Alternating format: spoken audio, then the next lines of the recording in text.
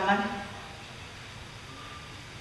समर्थ trust के से जुड़े हुए सभी व्यक्तियों को मेरा प्रणाम।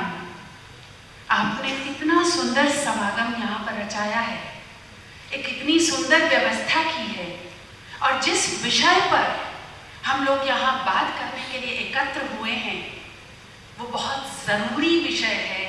इस देश के वर्तमान से जुड़ा हुआ विषय है, इस देश के भविष्य से जुड़ा हुआ विषय है। और आप लोग जो मेरे सामने बैठे हैं, गुजरात के कोने कोने से आकर, और आपके चेहरे से जिस तरह की भावना दिख रही है कि आप कुछ आगे जाकर यहाँ जो विचार होगा, मंथन होगा, उसको आगे ले जाना चाहते हैं, तो उसको भी मैं वंदन करती हूँ। मैं अपनी बात की शुरुआत, पिछला जो सत्र था उसमें कुछ विषय आ गए थे, उनको आगे बढ़ाते हुए करूंगी। जो विषय इस सत्र के लिए निर्धारित किया गया है, शिक्षा में भारतीय विवेक, भारतीय विजडम। मैं इसको इंडियन विजडम नहीं कहूंगी, क्योंकि भाषा की एक छात्रा होने के कारण भाषा मैं पढ़ाती हूँ, इसलिए एक एक शब्द के महत्व को हमें समझना होगा और शब्दों का उपयोग बिल्कुल ठीक से करना होगा। तो इसीलिए मैं ये मानती हूँ कि ये जो आजकल टर्मिनोलॉजी चली है, इंडियन नॉलेज सिस्टम, ये इंडियन नॉलेज सिस्टम है ही नहीं, ये भारतीय नॉलेज सिस्टम है। इंडिया की जब हम बात करते हैं तो ईस्ट इंडिया कंपनी से शुरुआत होती है, उससे पहले नहीं होती, उससे पहले तो भारत होता है। जब हम ठीक से नहीं पढ़ाएंगे, ठीक से शब्दों का उपयोग नहीं करेंगे, तो यही होगा। मैं आपको एक उदाहरण देती हूँ। दिल्ली विश्वविद्यालय के एक रिफ्रेशर कोर्स में मैं थी। उस कोर्स में पॉलिटिकल साइंस के एक प्रोफेसर, अच्छा खासा उनको एक्सपीरियंस यूनिवर्सिटी का पढ़ाते हुए, और वो इस बात को मानते थे, दिल से इस बात को मानते थे कि भारत जो है नेशन 1947 में बना, उससे पहले वो नेशन नहीं था। वो इस पर बहस करने के लिए तैयार थे, आर्ग्यूमेंट्स कर रहे थे। आप ये सोचिए कि ऐसे शिक्षक अपनी कक्षा में क्या पढ़ाते होंगे, वो क्या देश की भावना लाते होंगे, क्या राष्ट्र के भाव को, विचारों को प्रेषित कर पाते होंगे।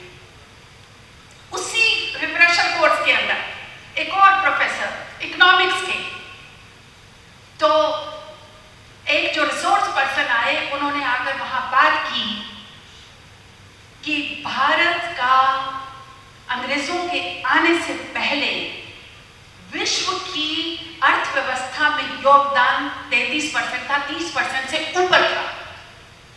और इसको कोई भारतीय नहीं कह रहा, इसको पश्चिमी विद्वान कह रहे हैं। आपको यकीन नहीं हो तो एंगस मेडिसन की किताब उठाकर देखें।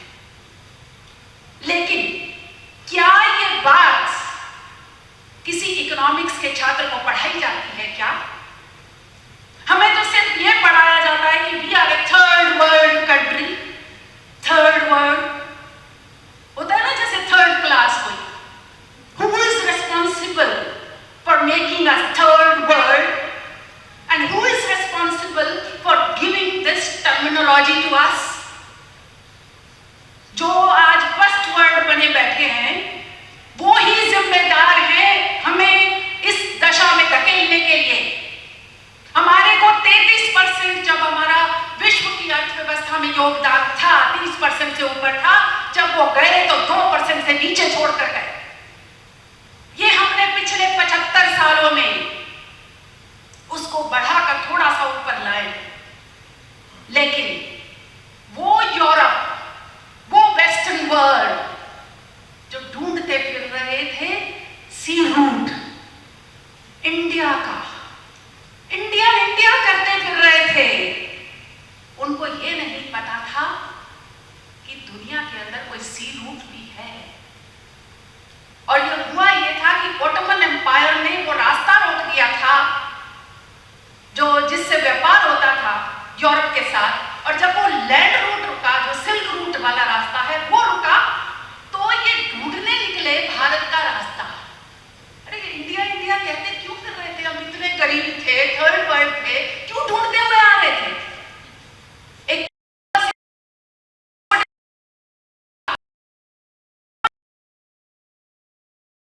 मिल गया, रेड इंडियंस मिल गए। उन्होंने सोचा कि ये इंडिया है। और वास्को डी गामा जब यहाँ पहुंचते हैं तो उसको एक जो गुजराती भाई लेकर आए, उसका तो कहीं नाम नहीं है इतिहास की किताबों में। हम तो यही कहते हैं कि भारत की डिस्कवरी किसने की? ये डिस्कवरी शब्द मुझे समस्या है इससे। अरे आप हमें क्या डिस्कवर करेंगे? आप तो खुद कहीं एग्जिस्ट नहीं करते थे जब हमारी जो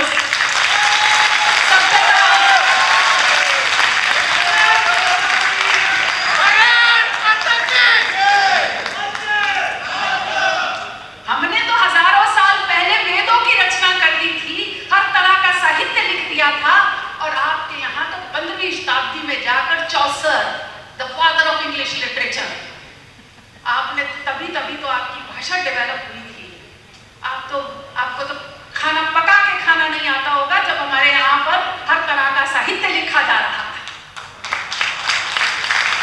तो ये चीजें, जब आप भारतीय विवेक की बात करेंगे तो इस परंपरा की बात करना बहुत जरूरी है कि हमारा इतिहास 1947 से शुरू नहीं होता, हमारा इतिहास हजारों साल पुराना है। आप हमारे ग्रंथों को, महाभारत को, रामायण को आप मिथ नहीं कह सकते, मिथक नहीं कह सकते, ये हमारा इतिहास है। और जब हम खुद इतिहास कहना उसको नहीं सीखेंगे तो दूसरे लोग नहीं कहने वाले, वो तो बल्कि प्रोपेगेंडा करके बार बार हमें इसको मिथ मिथ ही कहलाए। टर्मिनोलॉजी की बात करूं, भूमिका है। हम कितना कहते हैं कि राष्ट्र निर्माण में शिक्षकों की क्या भूमिका होनी चाहिए, तो वो भूमिका हमें अपनी खुद तय करनी है, स्वयं को तय करनी है। जहां पर हम बात करें हम वहीं पर शिक्षक हैं।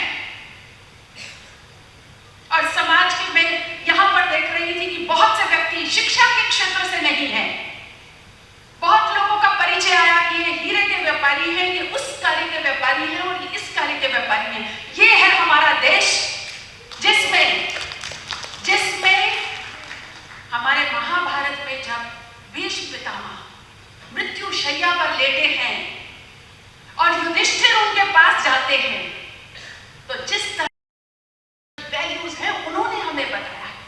तो मैं युधिष्ठिर का उदाहरण दे रही थी कि जब वो भीष्म पितामह के पास जाते हैं तो वो उनको ज्ञान देते हैं, शिक्षा देते हैं कि आप अपने यहाँ धनाढ़े लोगों को अपने यहाँ पर बुलाइए, उनके साथ संपर्क करिए। और ये हमारे देश का इतिहास है कि शिक्षा का क्षेत्र हो या कोई भी कल्याण का, समाज कल्याण का कार्य हो, उसमें समाज ने बढ़ चढ़कर हिस्सा लिया है, समाज ने पूरा योगदान दिया है। धनाढ़े वर्ग का बहुत बहुत बड़ा योगदान है उसमें। आज जो लोग कहते हैं, अडानी अंबानी कहते एक तरह की गाली की तरह से उसको उपयोग में लाते हैं, तो ये तो हमारी राजनीति है। वो जो कहती है वही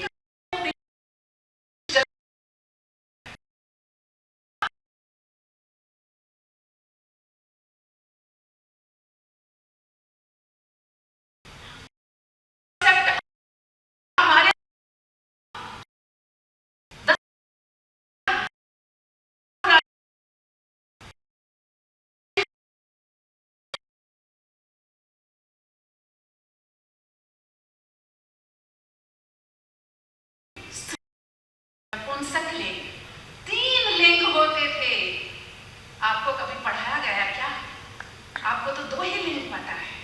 आप फेमिनिज्म की हमें क्या शिक्षा देंगे? क्या नारीवाद हमें पढ़ाएंगे? जहां की महिलाएं, जहां का ईश्वर स्वयं अर्धनारीश्वर हो, जहां पर आत्मा का कोई लिंग ना हो, आत्मा का कोई लिंग नहीं है, सब बराबर हैं, और तो और जीव भी बराबर है। जब वो आत्मा जीव में प्रवेश करती है तो वो भी उतनी ही परमात्मा का अंश होती है जितनी वो एक मनुष्य में होती है। तो वो है हमारे यहाँ महिला का स्थान।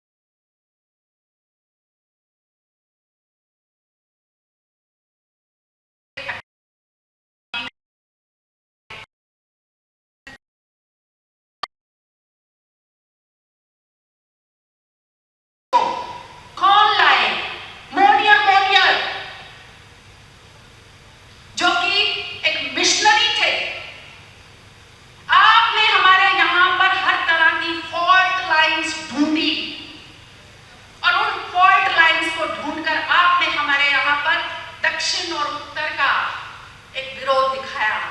आपने कहा कि ये वनवासी और जो प्लेन में रहने वाला है उसके बीच में विरोध है। आपने कहा कि ये इस धर्म का है और ये इस मजहब का है, इनमें विरोध है। आपने आकर हमारे में विरोध पैदा किए, जो फॉल्ट लाइंस थी उनको डीपन किया। कास्ट शब्द कहां से आता है? हमारे यहां तो वर्ल्ड होता था जिसका प्रोफेशन से लेना देना होता था। हमारे यहां जाति होती थी जिसका कास्ट से कोई लेना देना नहीं है। तो इसीलिए मुझे समस्या है कि जाति और कास्ट ये पर्यायवाची नहीं है और इनको पर्यायवाची के तौर पर उपयोग में लाना बंद करिए और शिक्षकों को सबसे पहले करना होगा। धर्म, मजहब और रिलीजन ये पर्यायवाची नहीं है। तो शिक्षा में आपको क्लास में सबसे पहले देखना है कि जब, क्योंकि धर्म का अर्थ ही कुछ और है, रिलीजन का कुछ और है और मजहब का कुछ और है। तो इसीलिए जब आप क्रिश्चियनिटी की बात करें तो रिलीजन कहें, जब आप हिंदू धर्म की बात करें तो सिर्फ हिंदू धर्म कहें, आप हिंदुइज्म नहीं कहें। इज्म का मैं बताऊं आपको इनका खेल। आप डिक्शनरी में मीनिंग देखिए इज्म, जो एक तरह का डॉगमा होता है ना। तो ये इज्म के मैंने कुछ शब्द देखे, feminism, imperialism, egoism, paganism, altruism, atheism, animism, scepticism, jingoism, surrealism, socialism, symbolism, Hinduism, Buddhism, Jainism, Sikhism, Judaism. And when it comes to Christianity तो इज्म कहां गया? व्हेन इट कम्स टू इस्लाम तो इज्म कहां गया? वहां तो आपने लगाया नहीं। और जब हम कहते हैं कि जो जैसे ह्यूमन से ह्यूमैनिटी होता है, मनुष्य मनुष्यता, मनुष्यत्व, तो जो क्रिश्चियनिटी तो उस तरह का तत्व की भावना आती है। तो जब हम हिंदुत्व कहते हैं तो वो एक क्लोज शब्द है, हिंदुइज्म बिल्कुल नहीं है। तो आप हमें ये बरतलाना और वो सब करना बंद करिए। हम ये नहीं करेंगे कि हिंदुइज्म जैसे communalism, this ism and that ism. तो ये सब चीजें हमें ध्यान में रखनी है। और लॉर्ड का तो मैंने आपको बता ही दिया। तो जिस तरह से भारत के इतिहास के साथ मैनिपुलेशन हुआ है, सीबीएसई का एनसीईआरटी का विषय आ रहा था पिछले उस दिन, मैं सुन रही थी। हम लोगों ने एक व्यक्तिगत तौर पर जो एनसीईआरटी की इतिहास की किताबें 6ठी से लेकर 12वीं तक उनका विश्लेषण करके और उसको हमने पार्लियामेंट्री कमेटी जो एजुकेशन की है उसके सामने एक प्रेजेंटेशन दिया था। तो मैं आपको बताना चाहती हूँ कि नीलाद्री भट्टाचार्य जो 2004 में जो किताबी करिकुलम बना एनसीईआरटी का, उसके चीफ एडिटर थे। उन्होंने लेख लिखा है, ऑक्सफोर्ड की एक उसमें छपा है, और वो कहते हैं, आपको सुनकर हैरानी होगी कि हमारे बच्चों के साथ, इस देश के बच्चों के साथ कितनी बड़ी साजिश हो रही है। वो कहते हैं कि हमने इतिहास की किताब लिखते समय हमारे ध्यान में ये चीजें थी, हमें औरंगजेब को थोड़ा सा ह्यूमन दिखाना था, और वो ह्यूमन दिखाने के लिए हमने वो टेम्पल की बात की,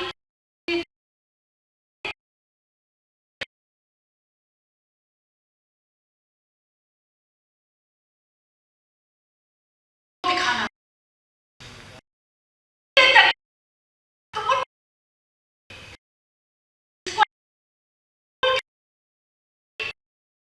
किताबों के साथ कैसे छेड़खानी की जाए ताकि वो हिस्ट्री को मैनिपुलेट कर सके। तो चुनौतियां कम नहीं हैं, चुनौतियां बाहर से हैं, चुनौतियां देश के अंदर है। जो अंग्रेज चले गए, जो बुरे अंग्रेज यहाँ छोड़कर गए हैं, उन्हीं के पद चिन्हों पर चलने वाले उनसे बहुत बड़ी चुनौती है। चुनौती पैसे की है, जो इतनी फंडिंग हो रही है कि आप दलित को और ब्लैक को मिलाकर रिसर्च करिए, आपको फंड हम करेंगे। तो ये जो सारा षड्यंत्र चल रहे हैं और आज भी चल रहे हैं। बात हो रही थी कि संस्कृत के बहुत सारे डिपार्टमेंट बाहर खुले हुए हैं, लेकिन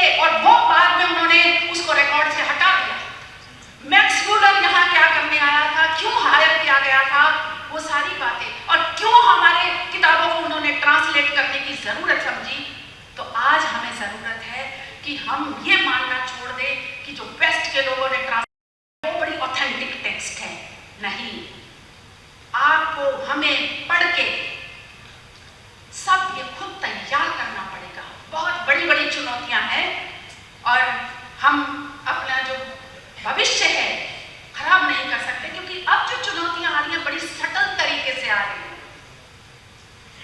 और हमें जो जवाब देना है वो आपको एक वेस्टर्न थ्योरी के नाम पे, एक लिटरेरी थ्योरी पढ़ाई जाती है। आजकल ये प्रोफेसर निरंजन बैठे हैं, मेरी बात से सहमत होंगे, हिंदी साहित्य भी पढ़ाते हैं तो वही इतिहास सारा Marxism, feminism, structuralism, post structuralism, modernism, post modern